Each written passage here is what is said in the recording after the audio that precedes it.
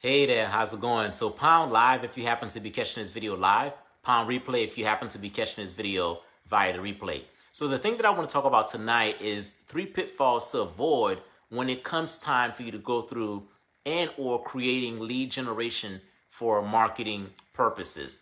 A couple of weeks ago, I had the opportunity to partner up with someone who has an audience, and that person asked me to come in and to provide some content to a class that they were teaching per se. It was almost like something that was impromptu. So I had to go in and I had to have a conversation with the audience for the sole purpose of trying to identify who those individuals are, where they are at in their marketing journey, and to try to give them some type of prescription almost on the spots per se. So I want to say, I did that with some level of accuracy because again, it wasn't pre-planned or anything along those lines. And it just so happened that that same exact person invited me, I want to say maybe a month later, to basically the same cohort. So what happens is that this person has a group coaching program and they have different cohorts. So let's just say in the month of April, they have a group of people that's going through the exact same training. And then in the month of May, they have a different group of people that's going through the training, as well.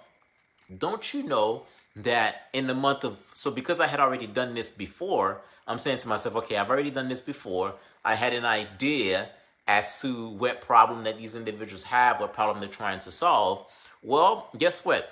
The second time around, I said to myself, you know what? I have an idea as to what these individuals want, and I have an idea as to what type of content I'm going to present to them. And it just so happens that I said, let me try to understand who this audience is, before I present the content. So here I am, I'm ready to present the content, and I'm asking these individuals questions. And it turns out that they are a completely different group of individuals compared to, the first group of individuals. So I say all of this to say, right, one of the pitfalls that you need to avoid when it comes to lead generation, one of three, is you want to understand, the problem. Basically, if you're not clear on the problem that you're solving, you could end up solving the wrong problem. Kind of like how I almost went in there to solve a problem, but I could have been solving the wrong problem as well. So that's one of the big pitfalls.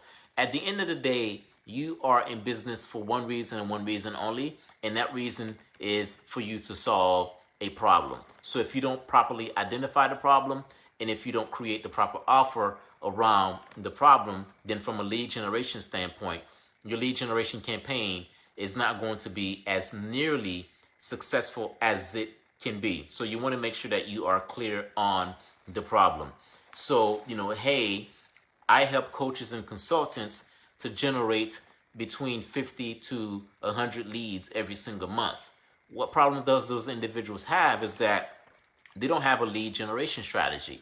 And because they don't have a lead generation strategy, I'm going to, essentially help them to solve that lead generation problem. So that's the first thing that you want to do to be able to avoid, pitfalls. All right. Hey there, Jackie. Thanks for tuning in live. All right. So that's thing number one. The second thing that you need to avoid from a pitfall standpoint is you need to avoid doing a whole lot of different lead generation, strategies. I'm guilty of this as well. Sometimes we try something, it doesn't work, so we move on and we go do something else. Most of you, well, depending on who's listening to this, right, who's watching this, you probably already know if you've listened to any of my content that my background is in higher education. And in higher education, what I've noticed, right, and I probably did this as well, I don't 100% remember, what I've noticed is that someone would start the nursing program and decide that they want to change to a criminal justice program, and then decide that they want to transfer to, say, a PTA program. They would transfer to a couple of different programs, lose momentum, and lose financial aid eligibility, and not have financial aid eligibility to finish up and or to complete one program. The same thing is true as it relates to lead generation strategies, as well. People are trying all of these different lead generation strategies, and they're not allowing one to, they're not giving one the time to work, and they're not sticking to one strategy long enough, per se. At the end of the day, you have to make sure that your lead generation strategy is congruent with your marketing process, and you have to make sure that it's congruent with your sales process. There's been times where I created a lead generation strategy on the front end, and then I look at my entire marketing process and say, wait a second, there's a gap here. It's not congruent. So you want to make sure that from a congruency standpoint, that it is definitely congruent. So if you have a lead generation process, or you don't have a lead generation process, or you've tried about 5 or 6 of them in the last couple of months, and you need help with creating a lead generation process, that's something that I can help you out with. And you can take advantage of a free marketing optimization call by going to VladimirAdonis.com, so that way we can map out your lead generation strategy, and we can make sure that it's congruent with your entire marketing process, because all of them have to dance together per se in order for things to happen. So that's the second pitfall that you want to avoid. So the third and the final pitfall, this is kind of boring, to be honest with you, but at times it's the things that are boring are the things that actually move the needle forward per se. And it's the word follow-up. I remember working for the university 10 years ago, and it was a for-profit university at the time. And as a for-profit university, there were only so much free funding and or state funding that the school can get. And so therefore, they didn't have as much money to pass on to their students. At some point, the university became what we call not-for-profit. And when it became a not-for-profit university, they were able to get some additional grants and some additional funding. And I remember being excited, right? Because here we are, we have additional funding that I can then pass on to our students. One of the stipulations were that, hey, hey, university, we're giving you this money, and we want you to use this money, because if you don't use the money, then next year we won't give you the same amount. So one of the things that I was tasked with is my team and I, we had to reach out to all of these individual students so that way they can take advantage of this money. So, our outreach was something along the lines of, hey, student, congratulations, you're eligible for an additional $2,000 in free money. All I need you to do is come down to the financial aid office, sign this piece of paper, and then the money, is yours.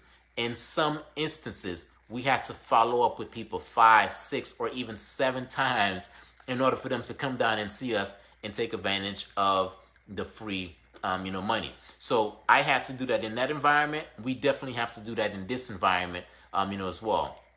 As a business owner, the money is in the follow-up at the end of the day, right? If someone becomes a lead today, and they don't necessarily do business with you today, that's very normal. Some people may not necessarily be in a position and or ready to do business with you right away. But then again, how are you going to stay top of mind, and how are you going to follow up with those individuals? Well, one of the best ways to do that is through email marketing. So you should have an email marketing campaign in place to be able to follow up with all of your leads. If you don't have an email marketing process in place to be able to follow up with all your leads, because the money is in the follow-up, then we definitely should be having a conversation. So essentially, those are the 3 things that you need to do and that you need to avoid from a pitfall standpoint as it relates to the lead generation process. Pound live if you happen to be catching this video live, and pound replay if you happen to be catching this via the replay. All right, Jacqueline, thank you for tuning in. That's it. That's all I have for you for now. I'll talk to you soon.